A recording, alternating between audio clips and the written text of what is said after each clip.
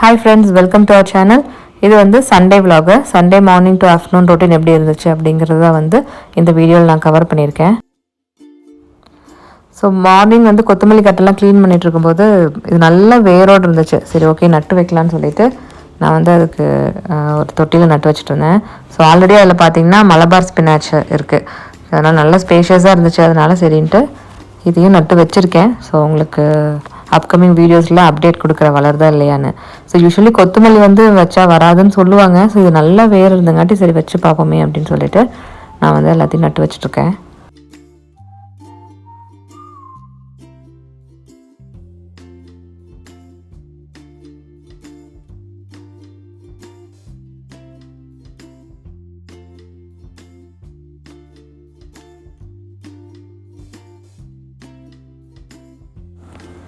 அப்படியே வந்து next breakfast prepare பண்ண ஆரம்பிச்சிட்டேன். பிரேக்ஃபாஸ்ட்டுக்கு தக்காளி சட்னியும் தோசையும் தான் வந்து இன்றைக்கி நான் ப்ரிப்பேர் பண்ணேன்.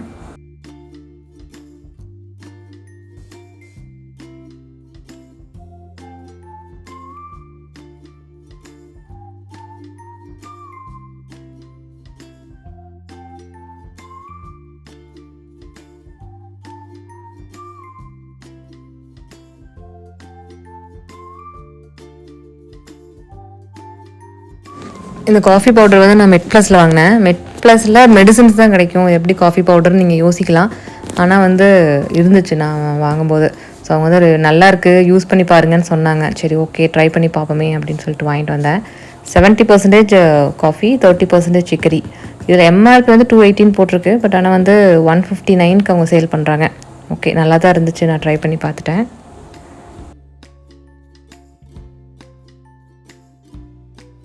கொஞ்ச நேரம் ரிலாக்ஸ் பண்ணிவிட்டு அப்படியே வந்து லன்ச் ப்ரிப்பேர் பண்ண வந்துட்டேன். ஸோ இந்த மண் சட்டி வந்து நான் ஊர்லேருந்து வரும்போது வாங்கிட்டு வந்திருந்தேன். நான் ஒரு வ்ளாக்லேயும் கூட மென்ஷன் பண்ணியிருப்பேன். ஸோ அது வந்து அரிசி தண்ணி அதில் ஊற்றி கொஞ்சம் பழக்கலாம் அப்படின்னு சொல்லிட்டு ஸோ அதுக்கு ஊற்றி வச்சுருக்கேன் தண்ணியை. அப்படியே வந்து லன்ச் வந்து ப்ரிப்பேர் பண்ண ஆரம்பித்தாச்சு. ஸோ நான் வந்து உங்களுக்கு ஒரு குட்டி ஸ்டோரி சொல்கிறேன். ஊரில் வந்து ஒரு இளைஞன் வந்து ஒரு விவசாயிக்கிட்ட போய் உங்கள் பொண்ணை கல்யாணம் பண்ணிக்கணும்னு நான் வந்து ஆசைப்பட்றேன் அப்படின்னு சொல்லி கேட்பான். அந்த விவசாயி இருந்துட்டு அப்படியா, சரி, ஓகே, நீ என் பொண்ணை கல்யாணம் பண்ணிக்கணுன்னா நான் சொல்கிறத நீ செய்யணும் அப்படின்னு சொல்லுவார்.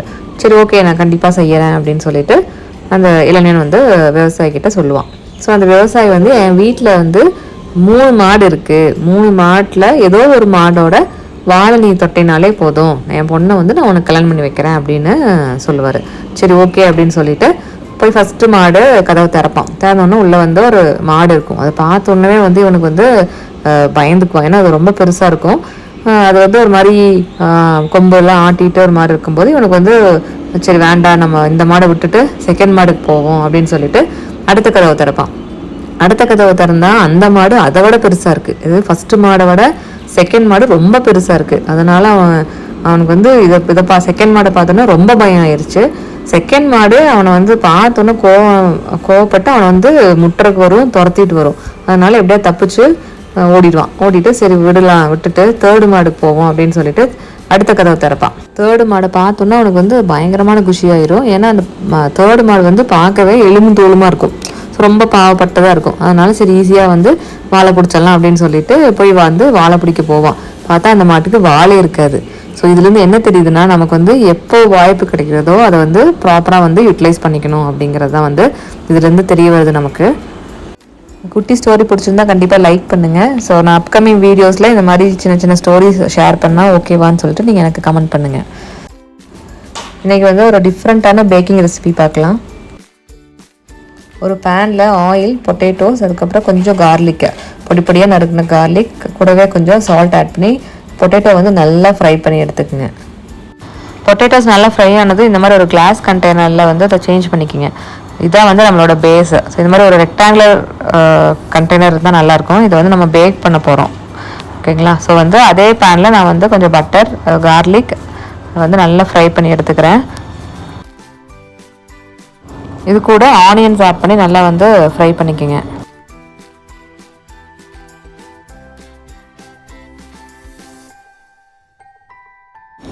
அப்படியே பேரலி கீரையும் நான் வந்து கடைஞ்சிட்ருக்கேன்.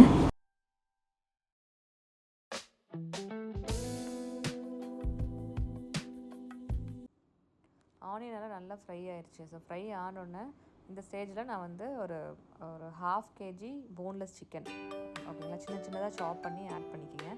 ஆட் பண்ணிட்டு இது கூடவே நமக்கு தேவையான மசால்ஸ் எல்லாம் வந்து ஆட் பண்ணிக்கலாம்.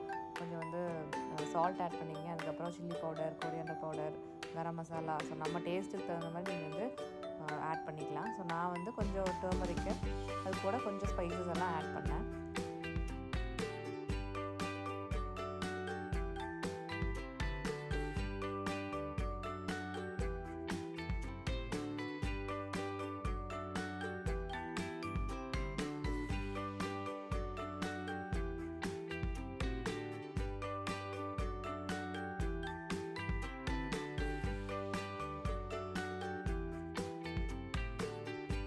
ஸோ உங்களோட டேஸ்ட்டுக்கு தகுந்த மாதிரி ஸ்பைசஸ் எல்லாம் ஆட் பண்ணிவிட்டு ஒரு 10 minutes வந்து நல்லா வந்து சிக்கன் வந்து குக் ஆகட்டும். சிக்கன் நல்லா குக் ஆயிடுச்சு. இந்த ஸ்டேஜில் நான் வந்து 1 கப் மில்க் ஆட் பண்ணிக்கிறேன். இது கூடவே வந்து 2 to 3 tablespoon fresh cream add பண்ணிக்கோங்க. ஆட் பண்ணி நல்ல ஒரு மிக்ஸ் பண்ணிக்கோங்க.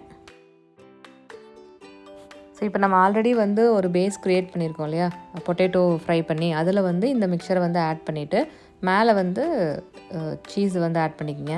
சீஸ் துருவி போட்டுக்கிட்டு அது மேலே உங்களுக்கு தேவையான herbs like organo, mixed herbs, chilli flakes எது வேணாலும் ஆட் பண்ணிக்கலாம். சாரி, அந்த கிளிப்பு வந்து மிஸ் ஆயிடுச்சு. அவன் வந்து 180 டிகிரி ஆல்ரெடி ப்ரீ ஹீட் ஆயிடுச்சு. ஸோ இது நான் வந்து 180 டிகிரியில் 10 to 15 minutes வந்து பேக் பண்ண போகிறேன். ஸோ நான் வந்து 10 minutes வைக்கிறேன். ஸோ நீங்கள் வந்து செக் பண்ணி பார்த்துக்கலாம். இன்கேஸ் அந்த உங்களுக்கு அந்த மேல் லேயர் ப்ரௌனிஷாக வரலைன்னா நான் 2-3 minutes எக்ஸ்ட்ரா வந்து பேக் பண்ணிக்கலாம். ஸோ நான் வந்து 10 minutes வந்து இதை நான் வந்து பேக் பண்ணி எடுக்க போகிறேன். ஸோ 10 minutes முடித்து நான் வந்து அவன் ஓப்பன் பண்ணி பார்க்குறேன். இது மாதிரி நல்ல கோல்டன் ப்ரௌன் அந்த மாதிரி மேலே ஒரு கிளேஸ் மாதிரி இருக்குது.